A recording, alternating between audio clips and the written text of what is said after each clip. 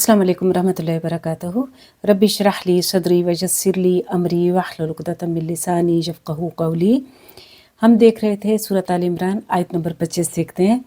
फ़कैफ़ा, तो किस तरह, इज़ा जम्मअनाहुम, जब वो जमा करेगा, जब जमा करेंगे हम उनको, यानी अल्लाह ताला कह रहे हैं कि तो किस तरह जब हम जमा करेंगे उनको, लियौमिल ला रैब फ़ीह, उस दिन जिसमें कोई शक ही नहीं है, ववुफ़्फ़ियत कुल्लु नफ्सिम मा कसबत, और पूरा पूरा दिया जाएगा हर शख्स को जो उसने कमाया, वहुम ला युज़लमून, और वो जुल्म ना किए जाएंगे। तो आप देखें कि अल्लाह ताला फरमा रहे हैं कि, बल्कि ये देखें कि जो पिछली बात है कि लोगों ने अपने आप को खुद किस में डाला, कि धोखे में डाला कि हम चंद दिन आग में जाएंगे और बस हमें तो कुछ भी नहीं होगा और बख्श दिए जाएंगे। अल्लाह कहते हैं क्या होगा उस दिन, जब क़यामत के दिन अल्लाह सबको जमा करेगा और आगे जाके वो ऐसा जो वो सोचते थे, जिस पे उनका तकिया था, वही पत्ते हवा देंगे।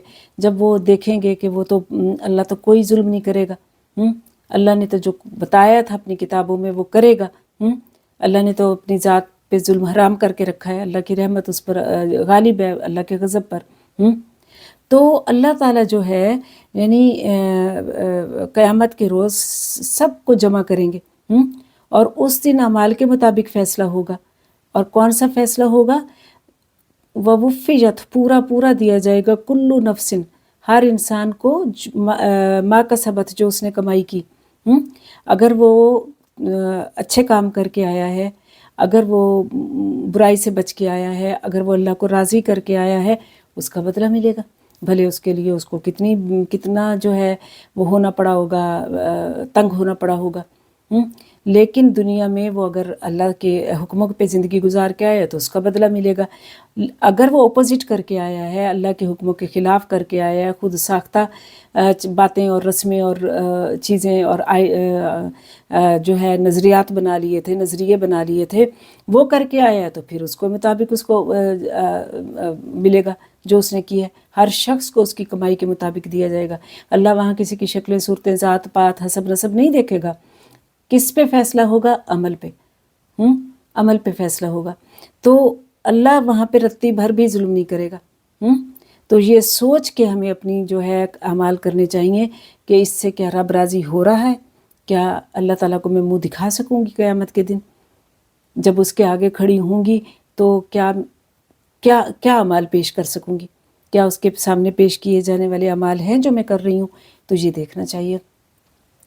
फिर आयत नंबर 26 में देखें, बहुत खूबसूरत आयत है। कुल लिल्लाहुम्मा मालिकल मुल्की तुतिल मुल्क मन तशा, कह दीजिए अल्लाह मालिक है तू बादशाही का, तू ही देता है बादशाहत, मन तशा, जिसको चाहता है, व तंज़िउ, और तू छीन लेता है, ले लेता है, अल मुल्क का बादशाहत, मिम्मन तशा, जिसके लिए तू चाहता है, व तुइज़्ज़ु मन तशा, और तू ही इज़्ज़त देता है, व तुज़िल्लु मन तशा, और तू ही ज़िल्लत देता है, बियदिकल खैर, तेरे ही हाथ में सारी भलाई है, इन्नका अला कुल्ली शैइन क़दीर, बेशक तू हर चीज़ पर कुदरत रखता है। तो अब देखें कि बहुत बड़ा जो है एक फैक्ट बता दिया गया, एक हकीकत बता दी गई, और इस पे हम सबको तसल्ली रखनी चाहिए कि कोई हमारा कितना बड़ा दुश्मन है, कोई हमारा कितना बड़ा हासिद है, कोई हम पे कितना जो है हमें लेट डाउन करना चाहता है। हमें यकीन हो कि सारी इज़्ज़त, सारी ज़िल्लत, सारी बादशाहत, सारी कुव्वत किसके पास है? अल्लाह रब्बुल आलमीन के पास है। कोई किसी का कुछ नहीं बिगाड़ सकता। अल्लाह चाहता है तो जिसको मर्ज़ी बादशाहत दे दे, जिसको मर्ज़ी इक़्तिदार दे दे, जिससे मर्ज़ी। असल में थोड़ा सा मैं आपको इसका बैकग्राउंड बताती हूँ। आप सल्लल्लाहु अलैहि वसल्लम ने ग़ज़वा खंदक के मौका पर जो है रोम और ईरान की फ़तह की खुशखबरी सुनाई। अब उस टाइम जो मुनाफ़िकीन थे वो बड़ी बातें बनाने लगे कि खाने पीने को भी नहीं है, बाथरूम तक जाने की वो नहीं है, इतना खौफ है, हर तरफ चारों तरफ से दुश्मनों में घिरे हुए हैं, कोई हथियार नहीं है लड़ने के लिए, गरीब गुरबा हैं, पेट पे कितनी कितनी ईंटें बांधी हुई हैं, और कह रहे हैं जी हम सुपर पावर से लड़ जाएंगे, हैं, और कह रहे हैं जी रोम और ईरान हमारे जो है वो हो जाएंगे, को फ़तह कर लेंगे। तो ये उन्होंने बड़ा मजाक उड़ाया, और चंद साल बाद ये बात बिल्कुल सही साबित हुई। تو پتہ کیا چلا کہ ہم کیوں دنیا پر بھروسہ کرتے ہیں، دنیا بنانے والے پر بھروسہ کیوں نہیں کرتے؟ اللہ جس کو چاہتا ہے نوازتا ہے، جس سے چاہتا ہے چھینتا ہے، وہ ہر چیز پر قدرت رکھتا ہے، اور اس کے ہاتھ میں ساری خیر ہے، ساری بھلائی ہے، ساری حکومتیں، ساری خیر، ساری بھلائی کس کے ہاتھ میں؟ اس کے ہاتھ میں ہے۔ عقبہ بن عامر جو ہے وہ ایک چرواہے تھے، بکریاں چرایا کرتے تھے۔ تو جب مسلمان ہوئے تو آپ صلی اللہ علیہ وآلہ وسلم نے ان کو سورۃ الناس سکھائی۔ بعد میں ان کے ہاتھوں دمشق فتح ہوا، تو اور پھر مصر۔ تو آیت نمبر یعنی 26 میں بھی یہی بتایا گیا، اور وہ بعد میں وہ جو بکریاں چراتے تھے وہ گورنر بنے۔ اب دیکھیں کہاں ایک چرواہا اور کہاں گورنر بننا، کس کے ہاتھ میں عزت ہوئی؟ کہاں مدینہ میں جو لوگ تھے وہ بڑے عالم تھے، وہ بڑے اہل کتاب تھے، بڑا ان کا جی چودراہٹ تھی اور منوپلی تھی، کہاں وہ مسلمانوں کے ہاتھوں ایک قبیلہ بنو قریظہ سارا قتل ہوا اور باقی 2 مدینہ سے نکال دیے گئے۔ تو کس کے ہاتھ میں ہوئی عزت اور ذلت ساری؟ اور اسی طرح غزوہ خندق میں جو خندق کھود رہے تھے مجاہدین، یہ بہت لمبی چوڑی خندق کھودنی تھی اور تیزی کے ساتھ یہ کام کرنا تھا، وسائل محدود تھے، بنیادی انسانی ضروریات کا بھی ہوش نہیں تھا۔ اور جب یہ کام مکمل ہوا تو مطلب آپ صلی اللہ علیہ وسلم خود بھی اس کھدائی میں شریک تھے۔ ایک چٹان یا پتھر جو توڑا جا رہا تھا، آپ نے ضرب لگائی، کیونکہ اس سے پہلے وہ لوگوں نے کوشش کی، نہیں ٹوٹا، آپ نے ضرب لگائی، وہ ٹوٹ گیا اور اس سے شعلہ نکلا، اور دور تک روشنی پھیل گئی۔ آپ نے فرمایا اللہ اکبر، فارس، یمن، شام کی کنجیوں کی بشارت ملی ہے۔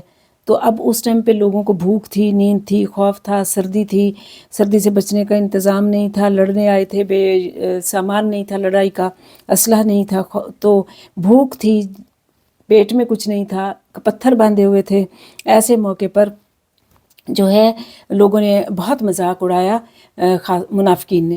تو اللہ نے پھر ایسے موقع پر یہ آیت اتاری، اور کہ ہر طاقت، ہر عزت جو ہے وہ اللہ کے ہاتھ میں ہے۔ وہ کہتے ہیں نا، بے شک سارا کچھ طاقتیں تمہاری ہیں پر خدا ہمارا ہے۔ بے شک پوری دنیا کی طاقتیں اکٹھی ہو جائیں، لیکن اگر خدا ہمارا ہے تو پھر آگ بھی کیا ہو جاتی ہے؟ گل و گلزار ہو جاتی ہے۔ کہ ابراہیم علیہ السلام کو پھر آگ نہیں جلا سکی، ان کو جلا وطن کیا گیا، ان کو رجم کرنے کی دھمکی دی گئی، ان کو وطن سے نکالا گیا، ان کا ناطقہ بند کیا گیا، ان کا بائیکاٹ کیا گیا، لیکن وہ دنیا کے امام بن کر رہے۔ آپ یہ دیکھیں، اسی طرح یہ دعا دیکھیں، مطلب بہت اہم دعا ہے، ہمیں اس پہ پورا بھروسہ اور یقین رکھنا چاہیے کہ سارا رزق اللہ کے ہاں۔ خواہ بھاگتے ہیں لوگوں کے پیچھے، خواہ سمجھتے ہیں اس کے ساتھ تعلقات ہوں گے، اس کے ساتھ رشتہ ہوگا، اس کے ساتھ اٹھنا بیٹھنا ہوگا، اس کی فرینڈ تو ہمارے ساتھ بڑی عزت ہو جائے گی۔ نہیں، کچھ نہیں ہوگا، عزت اللہ کے ہاتھ میں ہے۔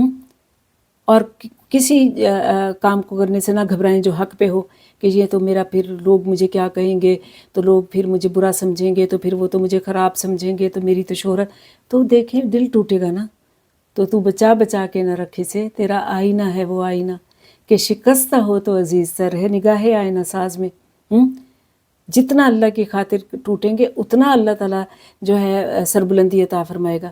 رب کے در پہ ہم اگر جھک جائیں گے بن کر سوالی، تو وہ ہماری قسمت ہی بدل دے گا، آخرت میں انشاءاللہ اور دنیا میں بھی۔ تو بہرحال یہ بتایا گیا کہ، اور اسی طرح اس آیت میں یہ بھی بتایا جاتا ہے کہ ایک دفعہ حضرت معاذ بن جبل جو ہے وہ ایک دن جمعے کی نماز پہ نہ پہنچ پائے، تو آپ یا ظہر کی نماز ہی نہ پہنچ پائے، تو آپ صلی اللہ علیہ وسلم نے پوچھا کہ بھئی کیا وجہ ہے، آپ نہیں آئے تھے؟ انہوں نے کہا کہ میں نے ایک یہودی کا قرضہ دینا تھا، اس یہودی نے قرضہ لینے کو میں نہیں دے سکا، تو وہ اس نے مجھے بند کر دیا، یعنی میرے ہی گھر میں مجھے بند کر دیا اور نہیں نکلنے دیا۔ اب دیکھیں یہ کتنی تکلیف کی بات تھی کہ نماز پڑھنا چاہتے تھے اور ایک یہودی جو ہے ان کو اس طرح پریشان کر رہا تھا۔ تو آپ صلی اللہ علیہ وآلہ وسلم نے ان کو یہی آیت بتائی کہ یہ پڑھیں۔ تو یہ کیونکہ رزق کی تقسیم بھی اللہ کی طرف سے ہے، وہ مالک ہے، مالک الملک ہے، فیصلے کا اختیار بھی اسی کے پاس ہے، وہ مالک یوم الدین ہے، رزق، زندگی سب اس کے ہاتھ میں ہے۔ تو یہ آیت پڑھنے کو بتایا گیا، اور بلکہ اگلی آیت نمبر 27 میں بھی یہی بات کی جا رہی ہے، اللہ کی شان بیان کی جا رہی ہے کہ تولج اللیل فی النہار، اللہ تو وہ مالک ہے اور قادر مطلق ہے کہ جو رات کو نکالتا ہے دن سے، وَتُولِجُ النَّهَارَ فِي اللَّيْلِ، اور دن کو نکالتا ہے رات سے، وَتُخْرِجُ الْحَيَّ مِنَ الْمَيِّتِ، اور زندہ کو نکالتا ہے مردہ سے، وَتُخْرِجُ الْمَيِّتَ مِنَ الْحَيِّ، اور مردہ کو نکالتا ہے زندہ سے، وَتَرْزُقُ مَن تَشَاءُ، جس کو چاہتا ہے رزق دیتا ہے، بغیر حساب، بغیر حساب کے، جتنا چاہتا ہے دیتا ہے، بے حد و بے حساب دیتا ہے، اس کے ہاتھ میں جو ہے، اس کو کوئی کمی تھوڑی ہے کسی چیز کی۔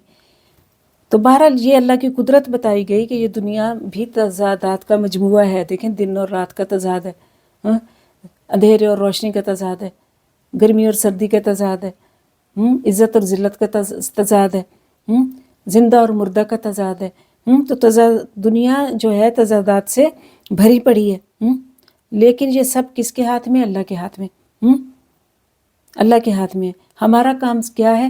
محنت کرنا، لیس للانسان الا ما سعی، یعنی محنت کرے اور پھر اللہ سے مانگے، اللہ پر توکل کرے، لوگوں کے پیچھے نہیں رولے، لوگوں کو اپنا مائی باپ نہیں سمجھے، اور اللہ تو وہ ہے جو زندہ کو مردہ سے نکال دیتا ہے۔ دیکھیں نا کس طرح ایک بے جان پانی کا جو قطرہ ہوتا ہے اسے ایک پوری زندگی بن جاتی ہے، 9 مہینے بعد ایک ہنستا کھیلتا بولتا جاگتا بچہ گود میں ہوتا ہے، اور کس طرح ایک زندہ انسان جو ہے وہ مرنے کے بعد بالکل ٹھنڈا پڑ جاتا ہے۔